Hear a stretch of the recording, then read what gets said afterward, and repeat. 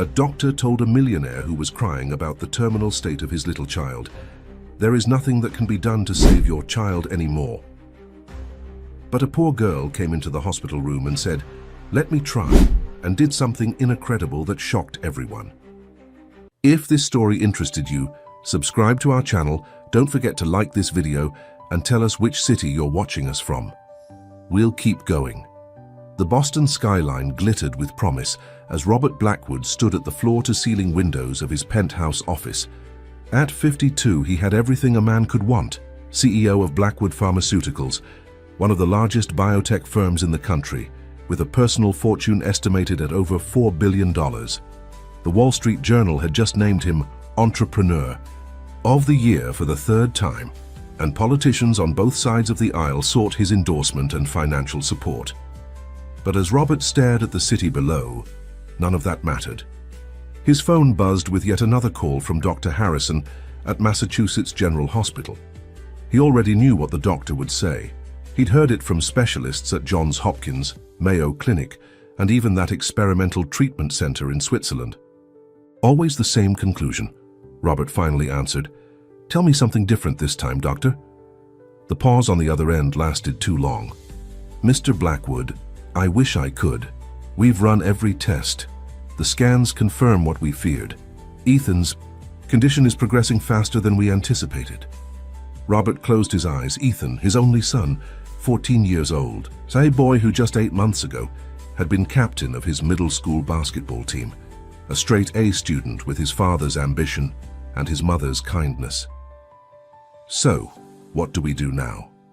Robert's voice was steady, betraying none of the storm raging inside him. "I'd like you to come in tomorrow. We need to discuss palliative options." Palliative. The word struck Robert like a physical blow. It meant they were giving up, that they expected him to give up. "No," he said firmly. "That's unacceptable. There must be something else. A clinical trial, a new therapy, something experimental." "Mr. Blackwood, we've exhausted every... Double whatever you're spending on research. Triple it, I don't care what it costs." Dr. Harrison's voice softened. "Robert, this isn't about money. The Blackwood Neurological Foundation has already funded more research into PNDD than any other organization in the world. Progressive neural degenerative disorder is simply beyond our current medical understanding. Even with your generous funding, we're years away from..." "My son doesn't have years." Robert's composure finally cracked. "He doesn't even have months according to your last prognosis." The silence that followed confirmed what Robert already knew.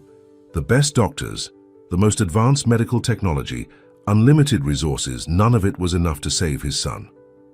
"I'll see you tomorrow at 10, Robert finally said, ending the call before the doctor could respond. His executive assistant, Megan Porter, appeared at the door with her usual impeccable timing. In 15 years, she had become as much a friend as an employee. "The board is waiting in the conference room," she said gently. "Should I tell them you need to reschedule?" Robert straightened his tie and shook his head. "No, the takeover of Meridian Biotech won't wait. Besides," he added with a bitter smile, "what else would I do? Sit by Ethan's bed and watch him fade? Away?" Megan stepped closer. "You could go home to him, be there, talk to him." "The doctors say he can't hear me anymore." With all due respect to the doctors, they don't know everything. Robert almost smiled at that. It was what he'd been telling himself for months now. The doctors don't know everything. There must be a solution they haven't found yet, a treatment they haven't tried. "The board can wait 15 minutes, he decided. "I need to make a call." When Megan left, Robert dialed a number he rarely used. After 3 rings, a woman's voice answered. "Robert, is something wrong?" Diana Blackwood, his ex-wife, sounded concerned. Despite their divorce 5 years ago, Ethan had kept them connected. Now their son's illness had forged a truce between them. "I just spoke with Harrison. No change in the prognosis." Diana's sharp intake of breath was the only indication of her distress. She had always been skilled at containing her emotions. It was one of the things that had initially attracted Robert to her and later driven them apart. "I'm at the hospital now," she said. Ethan had a good morning. The nurse said he tracked movement with his eyes for almost a minute. Robert clutched the phone tighter. That's good. That's progress. Robert, Diana's voice softened. Don't do this to yourself. You know what? The doctors said about random nerve responses. It doesn't mean... It means he's still fighting, Robert interrupted. And as long as he's fighting, I'm not giving up. The silence between them was heavy with unspoken words. Diana had already begun the process of acceptance. Robert refused to even consider it. I'll be there after my meeting, he said finally. Dr. Harrison mentioned a new specialist he wants us to meet tomorrow, Diana said. Some neurologist from California who's had success with experimental treatments. Robert felt a flicker of hope. Harrison didn't mention that to me. Maybe he just arranged it. I don't know the details yet. After ending the call, Robert stared at the Boston skyline again. Another specialist, another sliver of hope. How many had there been already? Dozens? Hundreds? Each one arriving with credentials and confidence, each one eventually shaking their head with that same look of professional regret. The Blackwood wealth and influence that opened every other door in the world seemed useless against his son's illness. For the first time in his life, Robert was facing a problem he couldn't solve with money or power. The board meeting passed in a blur. Robert nodded at appropriate moments, signed the documents Megan placed before him, and gave brief, authoritative responses when required. Inside, his mind was elsewhere, in a hospital room where machines breathed for his son and monitors tracked the slow, inexorable decline of his nervous system. After the meeting, Robert dismissed his driver and decided to walk the 20 blocks to Massachusetts General. The brisk October air cleared his head, and the anonymity of being just another pedestrian on Boston's busy streets provided a brief respite from being Robert Blackwood, the man who could buy anything except what he wanted most. When he reached the hospital, he paused outside, looking up at the imposing building with its reputation for medical miracles. 8 months ago, he had walked through those doors, believing that his money and influence would guarantee Ethan the best care, the newest treatments, a path to recovery. Now he entered with the weight of futility pressing down on him. The security. Guards nodded respectfully as he passed. The nurses at the station offered sympathetic smiles. Even the elevator seemed to rise more solemnly to the pediatric neurology floor. Outside Ethan's room, Robert took a deep breath and composed himself. No matter how hopeless he felt, he would not bring that energy into his son's presence. He forced a smile and pushed open the door. Diana sat beside the bed reading aloud from The Hobbit, Ethan's favorite book. Their son lay motionless, his once athletic frame now thin and still. Tubes and wires connected him to machines that sustained his life and monitored his declining functions. "Hey, champion," Robert said cheerfully, crossing to the bed and gently touching Ethan's hand. "Dad's here." Diana marked her place in the book and stood. "I'll get some coffee and give you two some time." When she was gone, Robert pulled the chair closer to the bed. "So, buddy, I hear you've been showing off for the nurses today." Moving those eyes around, Robert kept his voice upbeat. "That's great. That's how it starts, right? First the eyes, then maybe a finger, then before you know it, you'll be back on the basketball court, making your old man look bad." He talked about everything and nothing. The Red Sox's chances next season, a new video game release Ethan had been excited about, plans for a fishing trip they would take when he was better. All the while, Robert watched for any sign of response, a flicker of the eyelids, a twitch of the fingers, the smallest indication that somewhere inside this failing body, his son could hear him. But Ethan remained still, his breathing mechanically regulated, his unseeing eyes fixed on the ceiling. The only sounds were the rhythmic beeps of the monitors and the soft whoosh of the ventilator. As the afternoon light began to fade, casting long shadows across the room, Robert finally fell silent. He gently squeezed his son's hand. "I won't give up on you," he whispered. "I promise. Whatever it takes, whatever I have to do, I'm going to find a way to bring you back." Outside in the hallway, Dr. Harrison watched through the window, his face grave. In his pocket was a folder containing scans that showed the continued deterioration of Ethan's brain tissue. Tomorrow, He would have to tell Robert Blackwood that even palliative care might soon be insufficient, that the time had come to consider the unthinkable. But tonight he would let a father have one more evening of hope. The next morning arrived with a bitter wind sweeping across Boston Harbor. Robert sat alone in Dr. Harrison's office, the words still echoing in his mind. Terminal. Phasing cognitive functions virtually non-existent, perhaps weeks, not months. The so-called specialist from California had offered nothing new, just another solemn face with expensive credentials and empty promises. Robert had listened to them all, had funded research, had offered millions to anyone who could help his son. And still, Ethan continued to slip away. Mr. Blackwood, Dr. Harrison's voice pulled him from his thoughts. I know this isn't what you wanted to hear. Robert looked up, his eyes hard. What I wanted to hear was that you'd found a treatment, that there was some experimental procedure, some breakthrough drug. Instead, you're telling me to prepare for the inevitable. I'm telling you that medically we've exhausted all options. Harrison's voice was gentle but firm. Progressive neurodegenerative disorder is incredibly rare. There are fewer than 50 documented cases worldwide. The research simply hasn't. Save it. Robert stood abruptly. I'm not interested in statistics or excuses. My son is dying, and you, the supposed best medical mind in the country, are telling me to give up. Not give up, Harrison corrected. Accept what we cannot change and focus on making Ethan comfortable for whatever time he has left.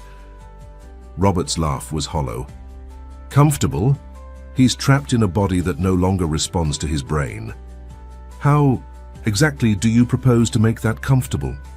Without waiting for an answer, he strode from the office. In the hallway, Diana waited, her eyes red-rimmed but dry. You heard? Robert asked unnecessarily. She nodded. I was in the conference room next door. They had a social worker there to help us process. The clinical coldness of it all infuriated Robert. Process, as if their son's life could be reduced to a procedure, a protocol to be followed. I need some air, he said. Tell Ethan I'll be back this afternoon. Robert, Diana caught his arm. Don't do this. Don't shut me out. And we need to face this together. He gently removed her hand. I'm not shutting you out, I just need to think there has to be something we're missing. Someone who can help. Diana's expression softened with pity. You've spent millions. You've consulted every specialist on 3 continents. At some point, you have to accept no. The word came out sharper than he intended. I don't have to accept anything, and neither does Ethan. He left her standing there, her arms wrapped around herself as if for protection against a blow she saw coming, but couldn't avoid. Outside, Robert instructed his driver to take him to the financial district. Then, changing his mind, he said, Actually, drop me at Boston Common, I'll walk from there. The park was nearly empty on this cold weekday morning. Robert walked aimlessly, his mind racing with possibilities, each more desperate than the last. Experimental gene therapies in Singapore, stem cell treatments in Moscow that the FDA hadn't approved, even a neurosurgeon in Mumbai who claimed to have developed a revolutionary neural bridge procedure. He had researched them all, contacted them all. Most had responded eagerly to the possibility of Blackwood funding. None had offered any real hope. Lost in thought, Robert hadn't noticed where his feet had carried him until he found himself at the edge of Chinatown. The neighborhood was a stark contrast to the gleaming towers of the financial district where his office stood. Here, small businesses displayed their wares on crowded sidewalks, and restaurants filled the air with the scent of spices. On impulse, Robert entered a small tea shop. The warmth inside was welcome after the chill of the morning, and the rich aroma of teas and herbs was somehow soothing. An elderly Chinese woman smiled at him from behind the counter. You look like you need strong tea today, she said in accented English. Sit, I bring you something special. Too tired to argue, Robert sat at a small table near the window. The shop was empty except for a young girl sitting in the corner, perhaps 11 or 12 years old, doing homework. She glanced up briefly as he entered, then returned to her books. The woman brought him a steaming cup of dark tea. This will help clear your mind, she said. Too many thoughts make the heart heavy. Robert thanked her and sipped the tea, surprised by its complex flavor. As he drank, he found his racing thoughts beginning to slow. The constant tension in his shoulders eased slightly. After a few minutes, he noticed the young girl watching him. She had light brown hair pulled back in a ponytail and wore a simple blue jacket that seemed too thin for the weather. When she caught his eye, she quickly looked down at her homework again. Robert returned to his tea, but moments later he felt her gaze again. This time, when he looked up, she didn't look away. "You're sad," she said simply. "About your son." Robert set down his cup with a sharp click. "Excuse me?" The girl closed her book and moved to the chair across from him uninvited. "Your son is sick, really sick. The doctors can't help him." A chill ran through Robert that had nothing to do with the weather. "How do you know that?" She shrugged. "I just do." Then she extended her hand formally. "I'm Lily Walker." Automatically, Robert shook her hand. "Robert Blackwood." "I know." Lily smiled. "You're famous." The tea shop owner appeared suddenly at their table. "Lily, don't bother the customer." "It's fine," Robert said, his curiosity piqued despite himself. "We're just talking." The woman hesitated, then nodded and returned to her counter, though she kept a watchful eye on them. "That's Mrs. Chen," Lily explained. "She lets me study here after school. My mum works late." Robert studied the girl. There was something unusually composed about her, a seriousness that seemed beyond her years. "So, Lily Walker, how do you know about my son?" Lily looked down at her hands, then back up at him with clear, direct eyes. "I had the same thing. PNDD, progressive neurodegenerative disorder. The doctors said I would never walk again, that I'd be in a wheelchair, then a bed, then—" She trailed off. But they were wrong. Robert felt as if the floor had dropped away beneath him. "That's impossible. PNDD is incurable and extremely rare." "I know," Lily nodded. "That's why the doctors didn't believe my mom when I started getting better." A surge of both hope and skepticism rose in Robert. "If you had PNDD, you'd be in medical journals. Every neurologist in the country would know about your case." "They wanted to study me." Lily twisted a strand of hair around her finger. "But my mom said no. She was afraid they'd treat me like a lab rat." Robert leaned forward. "Lily, if what you're saying is true, if you really had PNDD and recovered, it could be incredibly important. Not just for my son, but for everyone with the condition." Lily's eyes remained steady on his. "I know, that's why I'm telling you." She hesitated, then added quietly, "I can help your son." A mix of emotions churned in Robert's chest. Desperate, hope battling with rational doubt. "How? What treatment did you receive?" "It wasn't a treatment, not like in hospitals." Lily seemed to choose her words carefully. "My mum used what she learned from her grandmother. Special exercises, pressure points, music therapy, things the doctors said were nonsense." Robert sat back, disappointment crashing over him.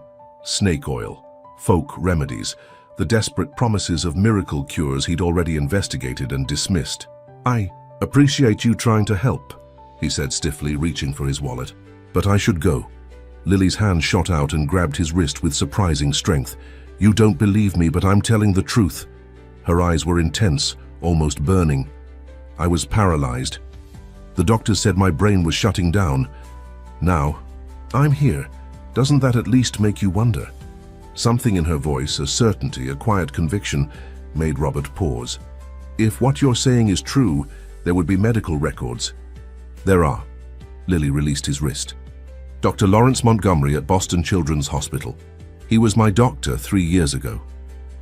Robert's mind raced. Montgomery was one of the country's leading pediatric neurologists. If this girl had been his patient, why would Dr. Montgomery not publish a case of spontaneous recovery from PNDD? Robert asked. It would make his career. Lily's expression darkened. Because he didn't believe it was real. He said my original diagnosis must have been wrong, that it was impossible for me to recover using my mom's primitive methods. He wanted to take credit, to say it was his treatments that worked. When my mom refused to go along with his story, he got angry. Robert studied her face, looking for signs of deception. "That's a serious accusation against a respected physician." "I know," Lily met his gaze steadily, "but it's true." Mrs. Chen approached the table again. "Lily, your mother will be here soon.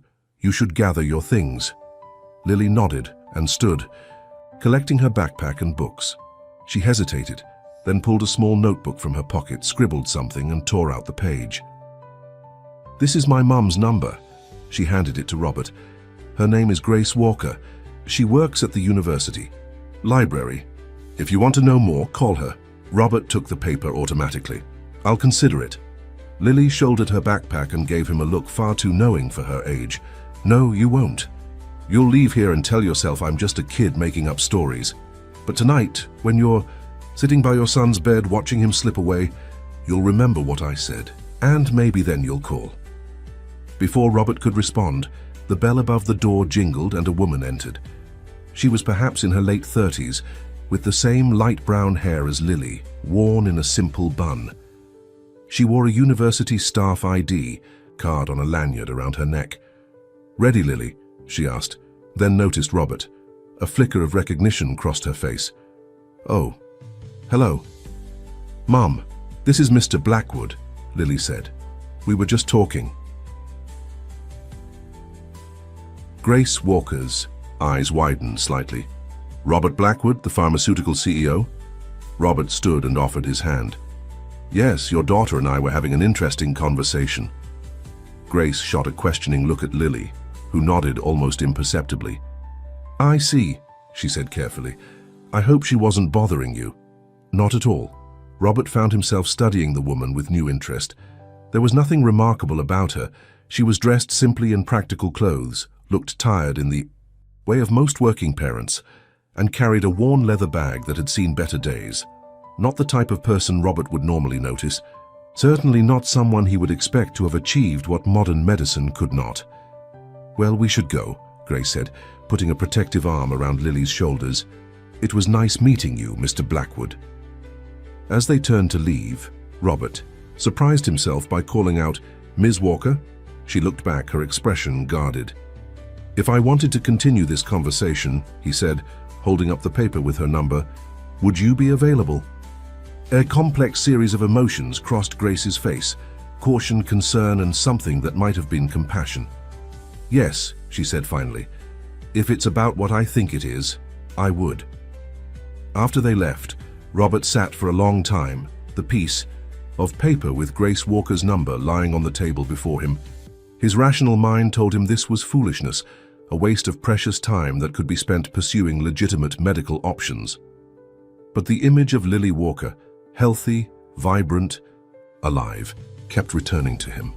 And alongside it, the image of Ethan lying motionless in his hospital bed, slipping further away each day. When Robert finally left the tea shop, the paper was folded carefully in his pocket. Robert sat in his car outside Massachusetts General Hospital, staring at the slip of paper in his hand. Grace Walker's phone number seemed to burn into his vision. He had spent the afternoon in meetings, going through the motions while his mind replayed his conversation with Lily over and over again. Could it be true? Could this ordinary girl have recovered from the same disease that was stealing his son away? His phone rang, displaying Diana's name. He answered, trying to sound normal. "Robert, where are you? Dr. Harrison was looking for you. He wanted to discuss the transition to hospice care." The word hospice sent a surge of anger through him. "I had meetings. Tell Harrison I'll call him tomorrow." "Robert," Diana's voice softened, "I know this is hard, but we need to be realistic. Ethan deserves to be comfortable, to have dignity in his final..." "Stop!" Robert's grip tightened on the steering wheel. "I'm not discussing this now. I'll be there in 20 minutes. He ended the call and stared again at the phone number. What did he have to lose? The best medical minds had already given up. What harm could there be in one more conversation, one more possibility, no matter how unlikely? Before he could reconsider, he dialed the number. "Hello?" A woman's voice answered after 3 rings. "Ms. Walker, this is Robert Blackwood. We met briefly at the tea shop today." There was a pause. Yes, Mr. Blackwood. I wondered if you might call. I'd like to speak with you about your daughter, about what she told me. Another pause, longer this time. I understand. When would you like to meet?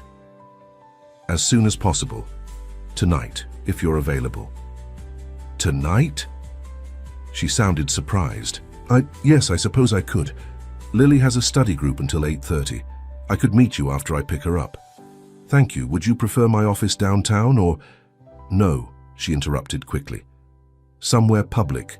There's a coffee shop called Riverside Cafe near the Charles. Do you know it? I'll find it. 9 o'clock? 9 is fine, Mr. Blackwood. She hesitated. I want to be clear. I'm not promising anything. I don't want to give you false hope. I understand, Robert said, though hope was already blooming in his chest like a dangerous flower. I just want to hear what you have to say.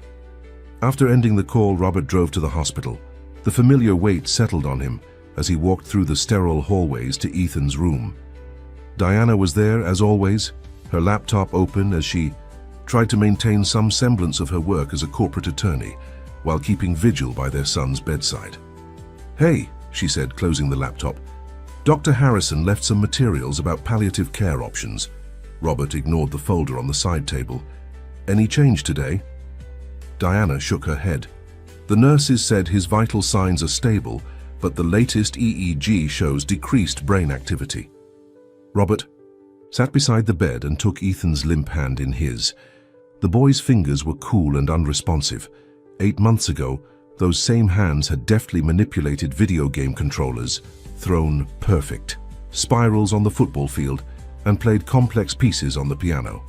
Hey, buddy, Robert said softly. Dad's here. Diana watched him with a mixture of love and concern. Robert, we need to talk about what happens next. The doctors are recommending. I met someone today, Robert interrupted, a girl who claims she recovered from PNDD. Diana's expression shifted from surprise to cautious skepticism. That's impossible. The neurological damage is irreversible. That's what I thought.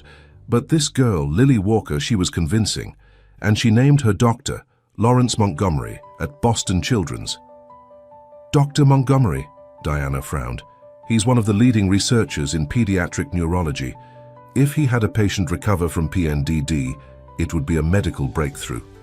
Unless he didn't want it to be known, Robert said. According to Lily, he discredited her recovery because it didn't fit his medical paradigm. Diana's frown deepened. That sounds like conspiracy thinking, Robert. You're not seriously considering... I'm meeting with the girl's mother tonight. What? Diana stood up. Robert, this sounds like someone trying to take advantage of our situation. Do you know how many charlatans and con artists target desperate parents of terminally ill children? Of course I do, Robert snapped. I've had my security team investigate dozens of so-called miracle healers and alternative treatments. But this is different. This girl, there was something genuine about her. You're a businessman, not a medical expert, Diana said gently, and you're a father desperate to save his son. That makes you vulnerable. Robert looked at Ethan still. Form. What's the alternative, Diana? Accept that our son is going to die, start making funeral arrangements? Diana flinched at his words. That's not fair. None of this is fair. Robert stood and paced the small room. I'm going to meet with this woman tonight. If there's even a 1% chance she knows something that could help Ethan, I have to try. Diana was silent for a long moment. Then, her voice steady, she said, I'm coming with you. Robert looked at her in surprise. If you're determined to do this, she continued, I want to be there to hear what she has to say. And, she added with a ghost of a smile, to make sure you don't write her a check for $1 million without due diligence. For the first time in days, Robert felt a genuine smile touch his lips. Fair enough. At 8:45, they left Ethan in the care of his private nurses and drove to the Riverside Cafe. The small establishment was nearly empty this late on a weeknight. They chose a table near the back where they could see the door. At precisely 9 o'clock, Grace Walker entered. She spotted them immediately and approached, her expression guarded. She wore the same practical clothes from earlier, with the addition of a worn wool coat against the evening chill. "Ms. Walker," Robert stood and extended his hand. "Thank you for coming. This is Diana Blackwood, Ethan's mother." Grace shook their hands. "Please call me Grace." She sat across from them, declining. Robert's offer to get her coffee. "I should be direct.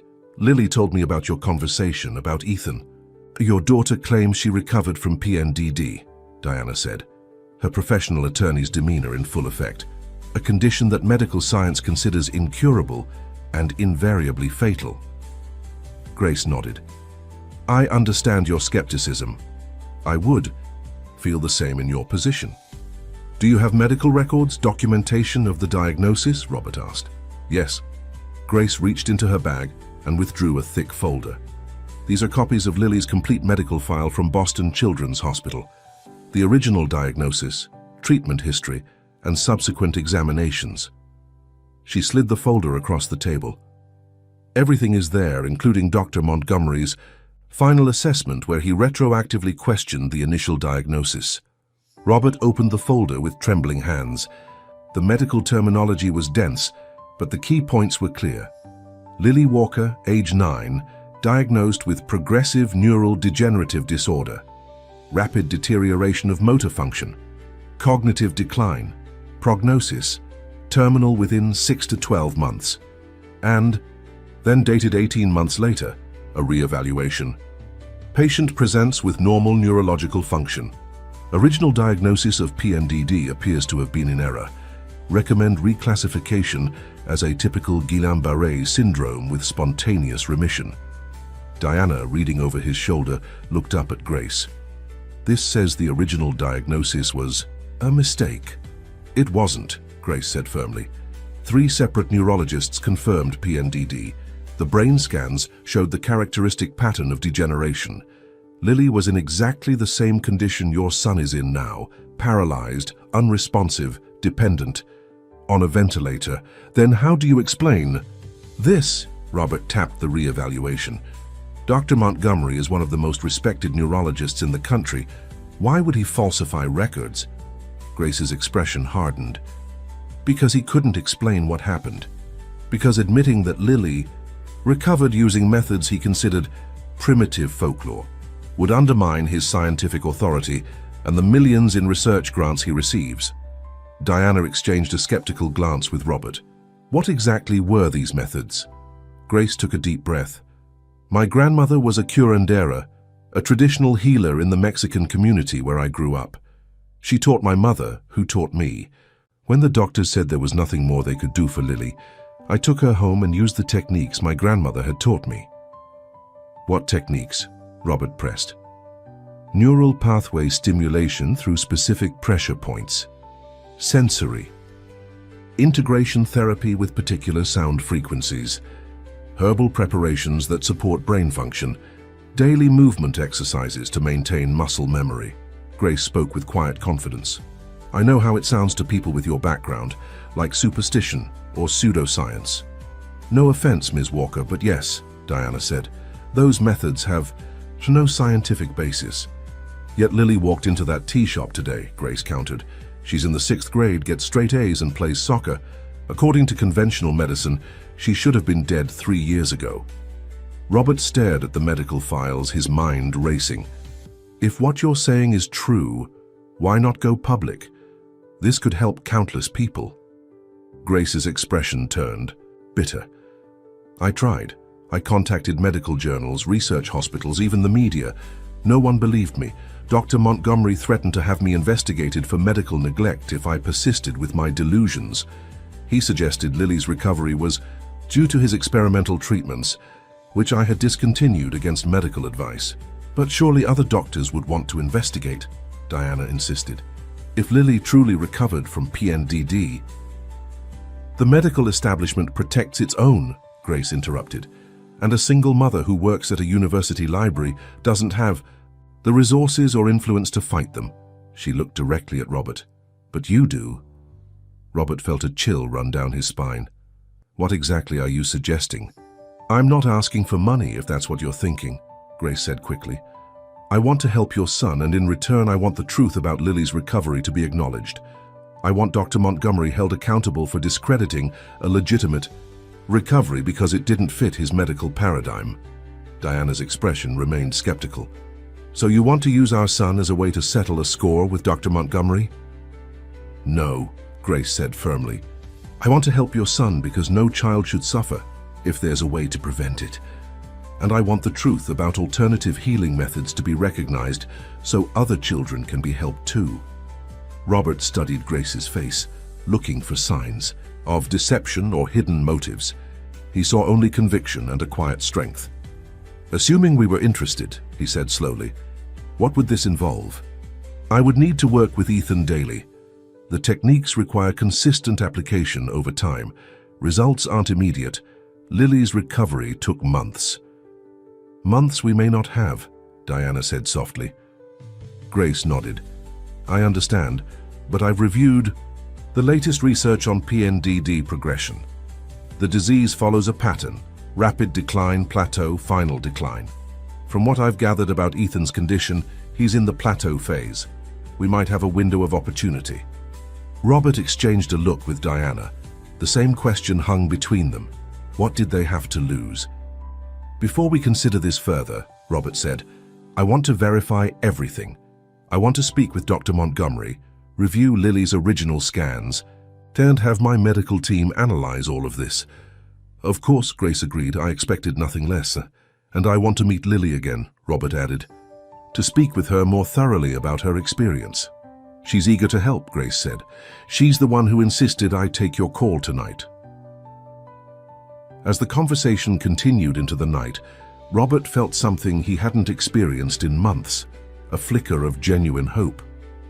Whether it was rational or merely the desperate wish of a father watching his son slip away, he couldn't say. But one thing was certain, he wasn't ready to give up.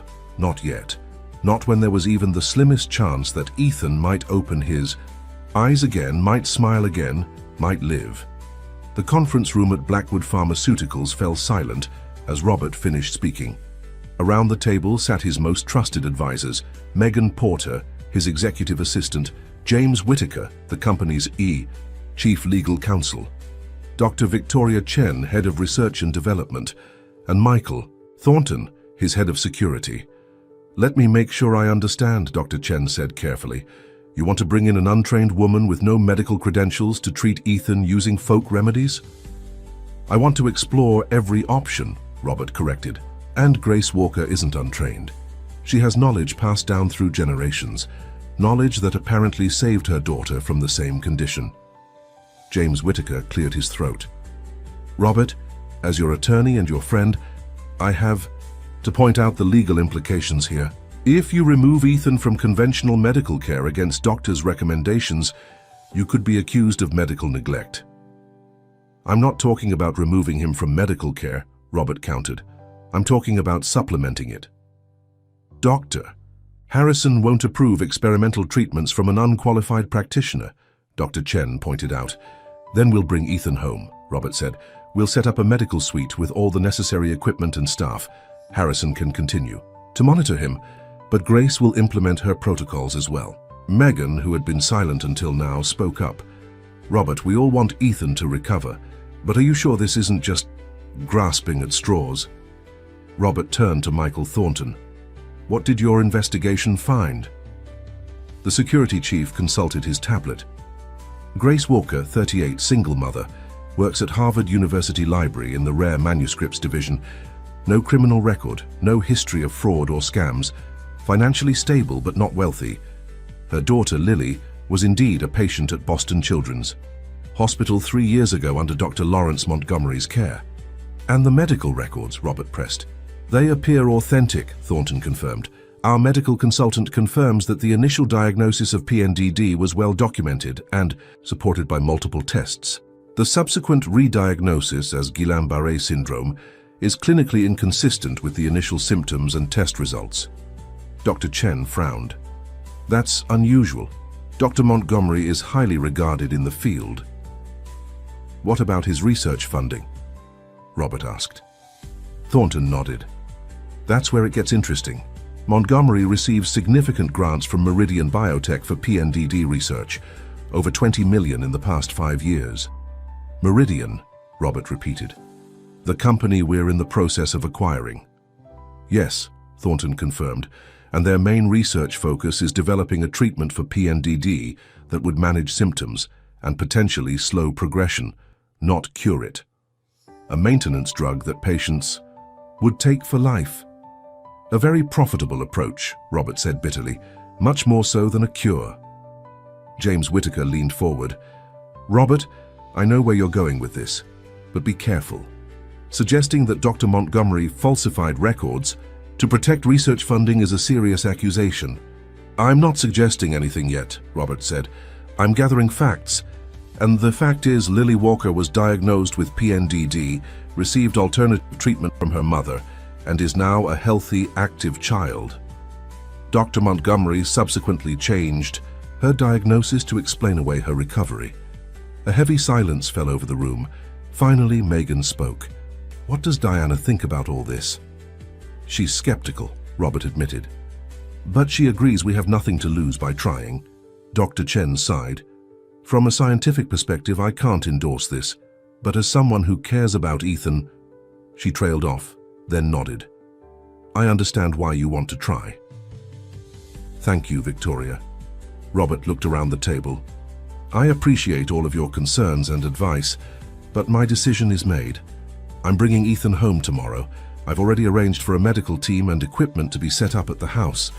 Grace Walker will begin her treatment protocol immediately. As the meeting dispersed, Megan stayed behind. Robert, there's one more thing you should know. Dr. Montgomery is scheduled to speak at the Neuroscience Innovation Conference next week. He's presenting his latest research on PNDD treatment approaches. Robert's eyes narrowed. Is he? Make sure I have a ticket. The next morning dawned clear and cold. Robert stood in Ethan's hospital room as the medical team prepared him for transport. Diana supervised every detail, her attorney's precision evident in the way she questioned each step of the process. Dr. Harrison had initially objected to the move, citing the risks of home care even with professional staff. But when Robert made it clear that the alternative was transferring Ethan to another hospital entirely, Harrison reluctantly agreed to continue as consulting physician. The ambulance is ready, the transport coordinator announced. We can move him now.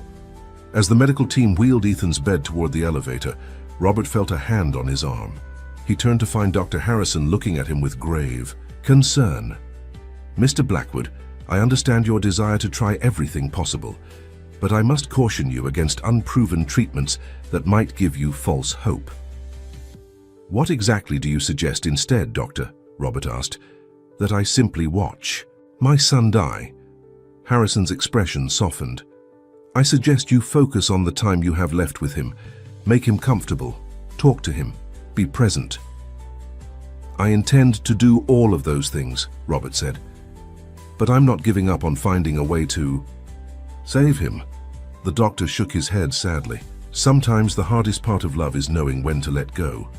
Robert's jaw tightened. I'll let you know when we're settled at home. The Blackwood estate in Brookline was a sprawling historic mansion set on 3 acres of manicured grounds. By the time Robert and Diana arrived with Ethan, the East Wing had been transformed into a state-of-the-art medical facility. A team of nurses, respiratory therapists, and other specialists had been hired to provide 24-hour care. As Ethan was settled into his new medical suite, Robert received a text from Megan. Grace Walker is here. He found Grace and Lily waiting in the library, both looking somewhat overwhelmed by the grandeur of the house. Thank you for coming, Robert said. They're getting Ethan settled now. I've instructed the staff that you're to have full access. Grace nodded. I brought some supplies I'll need. She gestured to several canvas bags at her feet. Herbs for teas and compresses, essential oils for neural stimulation, and some specialized tools for pressure point work. Diana entered the room, her expression carefully neutral. Ms. Walker, Lily, thank you for coming. Lily stepped forward. Mrs. Blackwood, I know this is hard to believe, but I promise we want to help Ethan. Diana studied the girl, noting her clear eyes and healthy color, so different from her son's pallor and stillness. I hope you can, she said finally. Before we begin, Grace said, I need to be clear about something. This process takes time. There may be small improvements at first, or none at all for days or even weeks. The key is consistency and patience. We understand, Robert assured her. Whatever you need, whatever it takes. Grace nodded. Then I'd like to see Ethan now. They led Grace and Lily to Ethan's room. The medical staff watched with barely concealed skepticism as Grace circled the bed, studying the equipment, the medications, the positioning of Ethan's limbs. First, she said, we need to change several things. The room is too sterile, too cold, emotionally and physically. Ethan needs warmth, familiar sounds, scents that stimulate memory. What do you suggest? Diana asked. Music he loves, photos of family and friends, his favorite clothes instead of hospital gowns, objects that have meaning to him. Grace looked at the machines surrounding the bed. And we need to minimize the medical equipment as much as safely possible. Each machine creates an energy field that can interfere with his body's natural healing process. The head nurse frowned. We can't compromise his medical care. I'm not asking you to, Grace said firmly. But does he need 3 different monitors? Doing essentially the same thing. Does the ventilator need to be so close to his head? Can we rearrange things to create more space, more openness around him? Robert nodded. Make whatever adjustments are safe. For the next hour, Grace directed a transformation of the room. Photos of Ethan with friends, on the basketball court, at his piano recital, were placed where he could see them if he opened his eyes. His Boston Celtics jersey was draped over a chair.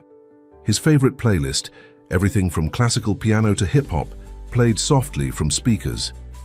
Throughout it all, Lily moved about the room with quiet confidence, occasionally whispering something to her mother, who would nod and adjust her approach. Finally, Grace turned to Robert and Diana. Now we can begin. I need some time alone with Ethan. Just me and Lily at first. Diana tensed. I don't think... It's okay, Lily interrupted. Gently. My mum needs to establish a connection with Ethan. Too many people, too many emotions in the room can make it harder. Robert placed a hand on Diana's shoulder. We'll be right outside. The nurses will monitor everything from their station. Reluctantly, Diana nodded.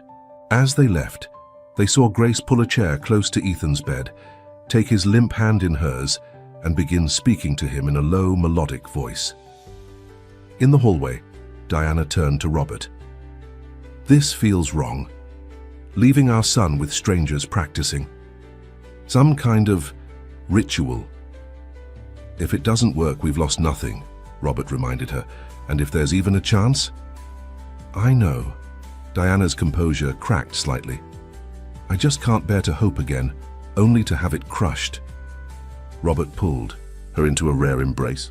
For a moment, they were not estranged ex-spouses, but simply parents united in their love for their child and their fear of losing him. An hour passed before Grace emerged from Ethan's room. Her face was serene, but showed signs of fatigue. I've done the initial work, she said. Establishing energetic connection, identifying blockage points, beginning the process of neural reawakening. Did anything happen? Diana asked anxiously. No visible response yet, Grace admitted, but I didn't expect one. This first session was diagnostic. I needed to understand how Ethan's energy is flowing, or not flowing, through his system. Energy? Diana repeated skeptically. Neural impulses, if you prefer, Grace said without defensiveness. The pathways that should be carrying messages from his brain to his body and back again. Robert stepped forward. What's next? Daily sessions, morning and evening. Regular physical therapy, but with specific pressure points stimulated. Herbal teas administered through his feeding tube. Music therapy with particular frequencies. And most importantly, constant sensory stimulation, talking to him, reading to him, touching him, as if he can hear and feel everything. The nurses already do that, Diana pointed out. Not like this, Grace said. Not with the belief that he's still fully present, still able to process and respond. Lily, who had been sitting quietly with a book, looked up. When I was sick, I could hear everything, I just couldn't answer. I remember my mum talking to me for hours, telling me to find my way back, that she was waiting for me. A tense silence followed this statement. Finally, Robert spoke. "We'll follow your protocol, Ms. Walker, for as long as it takes." Days passed with no visible change in Ethan's condition. Grace and Lily came each morning and evening, spending hours with him. They applied herbal compresses to specific points on his body, played particular musical sequences, moved his limbs in precise patterns while speaking to him constantly. The medical staff remained skeptical but professional. Dr. Harrison visited every other day, examining Ethan and reviewing his charts with barely concealed disapproval of the alternative treatments being administered alongside conventional care. On the 7th day, Robert sat alone with Ethan during the afternoon lull between Grace's sessions. He held his son's hand, telling him about a new video game release, about the Celtics' latest win, about nothing and everything. "I know you're in there, buddy," he said softly. "Grace says you can hear me, that you're trying to find your way back. So I'm going to keep talking, keep reminding you what you're fighting for." He reached for the basketball that now sat on Ethan's bedside table, the one he'd used to make the winning shot in his last game before falling ill. "Remember this. Coach Williams said it was the best three-pointer he'd seen from a middle schooler. Your whole team carried you off the court." As he placed the ball back beside the bed, he froze. Ethan's index finger had twitched. It was tiny, almost imperceptible, but Robert had been holding that hand for months. He knew every centimeter of those fingers, had memorized their stillness. "Ethan?" he whispered, afraid to hope. "Can you hear me?" The finger twitched again, a tiny movement but deliberate. Not the random nerve firings the doctors had dismissed before, but a response. Robert's heart hammered in his chest. "If you can hear me, try again. Move your finger." For several agonizing seconds, nothing happened. Then, with visible effort, Ethan's index finger lifted slightly and fell. Robert lurched to his feet, pressing the call button repeatedly. "Nurse! Someone! Come quickly!" When the nurse rushed in, Robert pointed to Ethan's hand. He moved his finger, intentionally when I asked him to. The nurse looked skeptical but professional. "Let's check his neurological responses." She ran through a standard assessment, watching for reactions to stimuli. Ethan's finger twitched, again when she pressed on his nail bed, a normal reflex but one that had been absent for months. "I'll page Dr. Harrison," she said, her voice carefully neutral. "This could be a sign of improved neural function, or it could be involuntary. Muscle spasms." "It wasn't involuntary," Robert insisted. "He was responding to me." After the nurse left to make the call, Robert pulled out his phone and called Diana, then Grace. Within the hour, all of them were gathered in Ethan's room, watching as Dr. Harrison conducted a thorough neurological examination. "There is some improvement in basic reflexes," he admitted reluctantly, "and the EEG shows slightly increased activity in the motor cortex." "What does that mean?" Diana asked, her voice tight with suppressed hope. "It could indicate some neural regeneration," Harrison said cautiously, "but I need to emphasize that this doesn't necessarily mean meaningful recovery. We sometimes see temporary plateaus or even small improvements before the final decline." "Or," Grace said quietly, "it could mean that the treatment is working, that Ethan is fighting his way back." Harrison's expression hardened. "Ms. Walker, with all due respect, there is no scientific evidence that your methods have any effect on neurological conditions." "Except my daughter," Grace pointed out. "And now, possibly, Ethan." "Correlation is not causation," Harrison said dismissively. "Ethan has been receiving conventional medical care alongside your treatments. Any improvement is more likely due to standard protocols." "The same protocols that failed for months," Robert challenged. "The same protocols that led you to recommend hospice care just 2 weeks ago?" Harrison's jaw tightened. "I understand your desire to attribute improvement to Ms. Walker's intervention, Mr. Blackwood, but as a scientist, I must caution against jumping to conclusions based on a single finger movement." As if in direct challenge to the doctor's words, Ethan's hand twitched again. This time his entire hand, not just a finger. Everyone in the room fell silent, staring at the slight movement. "Ethan?" Diana leaned close, her voice trembling. "Can you hear us?" For a moment, nothing happened. Then, slowly, Ethan's eyelids fluttered, not opening but moving for the first time in months. "My God," Robert whispered. Dr. Harrison stared, his professional detachment momentarily forgotten. "This is unexpected." Grace moved to the bedside, her expression serene but intense. "Ethan," she said clearly, "if you can hear me, we're all here with you. Your mum and dad, Lily and me, Dr. Harrison. We're waiting for you. Take your time. Find your way back to us." Ethan's eyelids fluttered again, and his fingers curled slightly inward, a tiny movement but unmistakably intentional. "I need to run additional tests," Harrison said, recovering his professional demeanor. "An MRI, a comprehensive EEG, blood." "Well, not now," Grace interrupted firmly. "He's just beginning to respond. Too much stimulation, too many tests might overwhelm his system and cause him to retreat again." "Ms. Walker," Harrison began stiffly, "medical decisions need to be made by qualified—" "She's right," Robert cut in. "No tests today. Let him rest. Let him continue to respond at his own pace." Harrison looked from Robert to Diana, clearly expecting her legal mind to side with medical authority. But Diana was watching Ethan's face with tears streaming down her cheeks. "My baby," she whispered. "He's still in there. He's trying to come back to us." Harrison relented. "I'll return tomorrow, but I strongly advise a full neurological workup, as soon as possible." After he left, Grace turned to Robert and Diana. "This is just the beginning. The road ahead is long and there will be setbacks, but Ethan is fighting." Lily, who had been watching quietly from the corner, approached the bed. With the simple directness of a child, she took Ethan's hand in hers. "Hi, Ethan," she said. "I'm Lily. I was sick like you once. It's scary in there, isn't it, being trapped inside yourself? But you can find your way out. I'll help you." As the adults watched in astonishment, Ethan's hand tightened slightly around Lily's, the strongest response yet. Robert and Diana exchanged a look of cautious, fragile hope. After months of darkness, a tiny spark had appeared. Whether it would grow into a flame strong enough to bring their son back remained to be seen.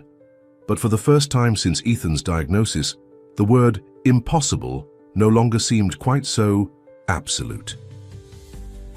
The Neuroscience Innovation Conference was being held at the Heinz Convention Center, a gleaming structure of glass and steel in Boston's Back Bay. Robert sat in the back row of the packed auditorium, a baseball cap pulled low over his eyes. The last thing he needed was to be recognized at this particular event. On stage, Dr. Lawrence Montgomery was delivering his keynote address, breaking new ground in PNDD treatment, the Meridian Protocol. Behind him, slides displayed graphs and brain scans, along with the Meridian Biotech logo prominently displayed. Progressive neural degenerative disorder has long been considered a terminal diagnosis, Montgomery was saying, his voice confident and polished. But at Meridian's research facilities, we've developed a promising treatment protocol that has shown a 40% reduction in symptom progression in animal models. Robert's jaw tightened. Not a cure, not a reversal, just a slowing of the inevitable and a lifetime of expensive medication for patients and their families. With Phase 2 human trials set to begin next quarter, we anticipate bringing this groundbreaking treatment to market within 3 years, offering new hope to PNDD patients worldwide. The audience applauded enthusiastically. Robert remained still, his eyes fixed on Montgomery. The doctor was in his 60s, distinguished-looking with silver hair and the confident bearing of a man accustomed to respect and authority. After the presentation ended and the Q&A session wrapped up, Robert followed Montgomery to the conference's VIP reception. He waited until the doctor was momentarily alone at the bar before approaching. "Impressive presentation, Dr. Montgomery." Montgomery turned, his expression shifting from polite interest to guarded recognition. "Mr. Blackwood, I wasn't aware you had an interest in neuroscience." "My interests have expanded recently," Robert said, keeping his voice casual, "particularly in the area of PNDD research." "Ah, yes, Dr. Harrison mentioned you'd removed your son from Mass General. How is Ethan doing under alternative care? The condescension in Montgomery's tone was barely concealed. Actually, he's showing improvement, Robert said, watching Montgomery's reaction carefully. Small but significant neurological responses, voluntary movement, increased brain activity. Montgomery's expression didn't change, but his hand tightened slightly around his drink. Temporary fluctuations are not uncommon, even in terminal cases. False hope can be more cruel than acceptance, Mr. Blackwood. Interesting you should mention false hope, Robert said, lowering his voice. I recently met a former patient of yours, Lily Walker. The change was subtle but unmistakable. A flicker of tension around Montgomery's eyes, a slight stiffening of his posture. I treat hundreds of patients, Mr. Blackwood. The name doesn't ring a bell. That's odd, Robert said. She was a rather remarkable case, diagnosed with PNDD, then made a complete recovery. You later changed her diagnosis to Guillain-Barré syndrome. Montgomery took a slow sip of his drink. Medical records are confidential, Mr. Blackwood, but if I did revise a diagnosis, it would be because new evidence indicated the original assessment was incorrect. Or because a spontaneous recovery from PNDD would undermine your research funding from Meridian Biotech, Robert suggested. Hard to justify millions for developing a maintenance drug when there might be a cure that costs nothing. Montgomery's face hardened. Be careful, Mr. Blackwood. That sounds dangerously close to an accusation of professional misconduct. Not at all, Robert said smoothly. Just a hypothetical scenario. Speaking of hypotheticals, what would happen if Lily Walker's original medical records became public, the ones showing conclusive PNDD diagnosis from multiple specialists, including yourself? As I said, medical records are confidential. Montgomery's voice had dropped to a near whisper. And speculating about a minor's medical history in a public venue could be considered harassment. You're right, Robert agreed. This isn't the place for such a conversation. Perhaps we could continue it in a more private setting, say my office tomorrow morning. Montgomery stared at him for a long moment. What exactly do you want, Blackwood? The truth, and a chance for my son, 10 o'clock tomorrow. Robert placed his untouched drink on the bar. Don't make me come looking for you. As Robert walked away, he felt Montgomery's eyes boring into his back. The confrontation had been a calculated risk, but the doctor's reaction had confirmed his suspicions. There was something Montgomery was hiding about Lily Walker's case, something worth protecting at all costs. Back at the Blackwood estate, Grace was concluding her evening session with Ethan. Over the past week, his responses had grown stronger and more consistent. He could now move his fingers on command, and occasionally his eyes would open, though they still seemed unfocused. Diana sat nearby, watching every movement with cautious hope. She had taken a leave of absence from her law firm to be present for Ethan's treatment. He did well tonight, Grace said, packing up her supplies. The energy flow to his extremities is stronger. Tomorrow we'll focus more on vocal pathway stimulation. Do you think he'll be able to speak again? Diana asked. Yes, Grace said simply. Not immediately, but soon. The pathways are re-establishing themselves. Diana nodded, still not entirely comfortable with Grace's terminology, but increasingly unable to deny the results. Robert should be back soon. He went to hear Dr. Montgomery speak. Grace's hands stilled. Did he tell Montgomery about Ethan's improvement? I believe that was his intention, Diana confirmed. He wants answers about Lily's case. Montgomery won't give them easily, Grace warned. He has too much at stake. Before Diana could respond, a nurse appeared at the door. Mrs. Blackwood, Ethan's showing increased brain activity. He might be trying to wake. Up. Both women hurried to Ethan's bedside. The boy's eyelids were fluttering more actively than before, and his fingers were moving against the sheet. Ethan, Diana took his hand. Can you hear me, sweetheart? For a moment there was no response. Then, with visible effort, Ethan's eyes opened. This time they weren't vacant. There was a flicker of awareness, of recognition. Oh my God, Diana breathed. He sees me. He knows me. Grace moved to the other side of the bed.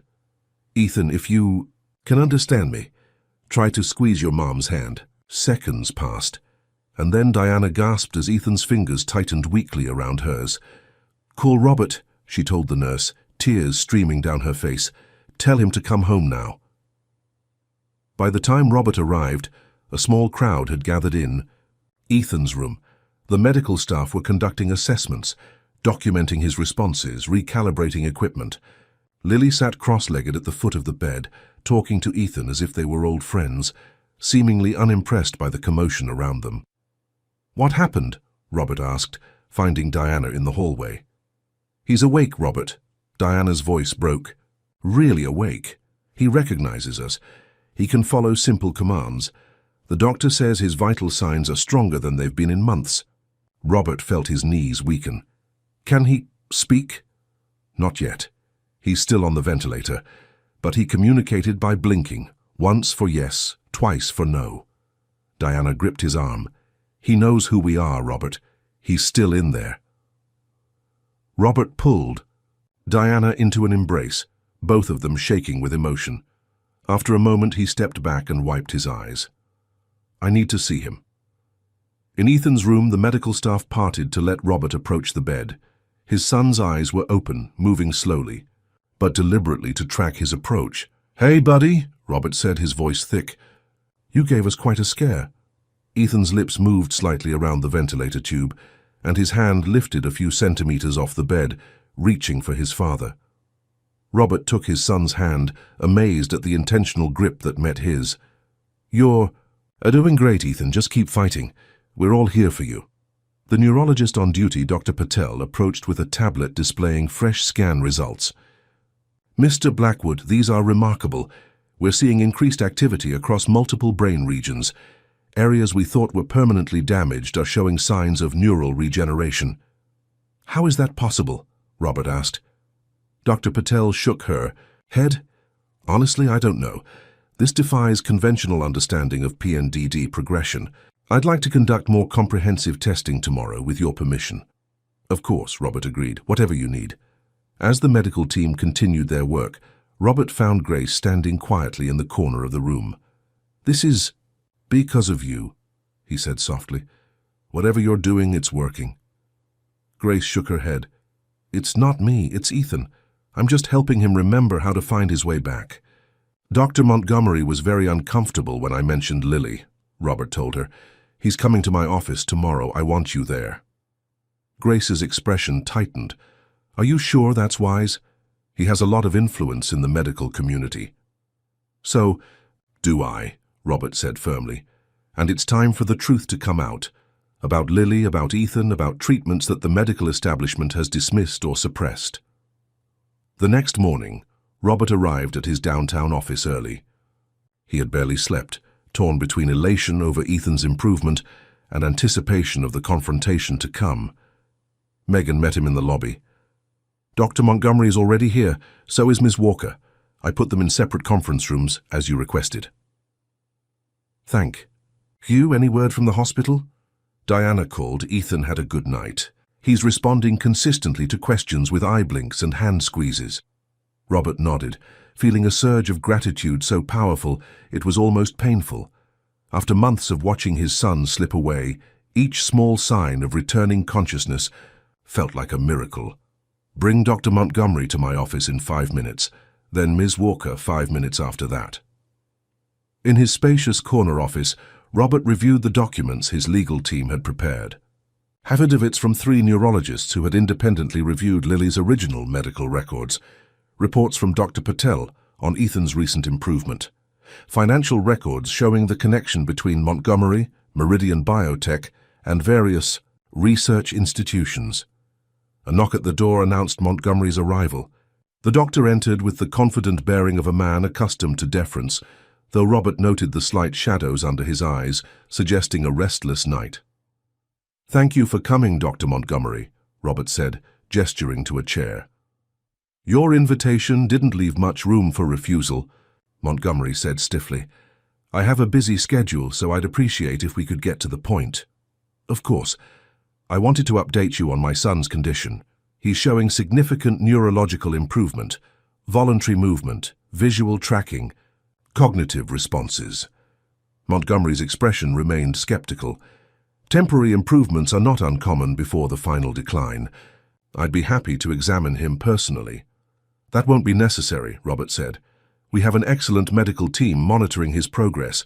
What interests me more is your expert opinion on unexpected recoveries from PNDD, like Lily Walker's.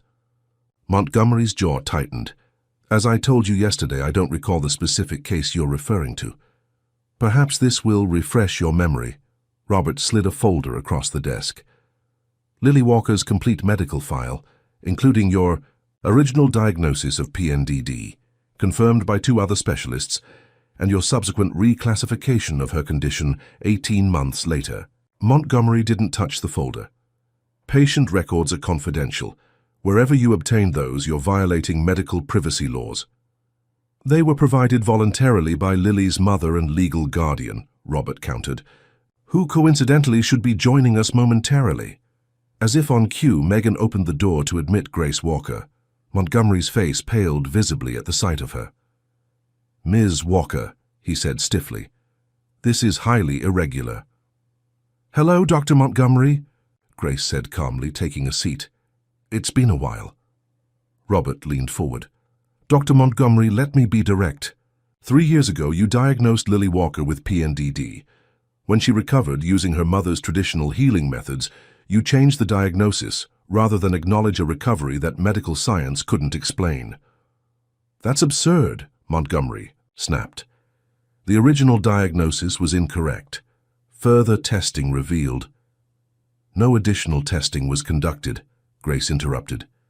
You changed the diagnosis after I refused to allow Lily to be used as a research subject at Meridian's facilities. You were denying your daughter potentially beneficial treatment, Montgomery countered. She was already better, Grace said evenly. Walking, talking, fully recovered. What Meridian wanted was to study her, to figure out how she got better without their drugs. Robert picked up a second folder. We've had 3 independent neurologists review Lily's original scans and test results.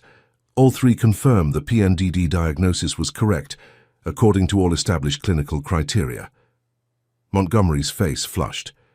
Those criteria are continually evolving as our understanding of neurological disorders improves. What's evolving, Robert said, is your story. Tell me, Doctor, how much funding does Meridian provide for your research?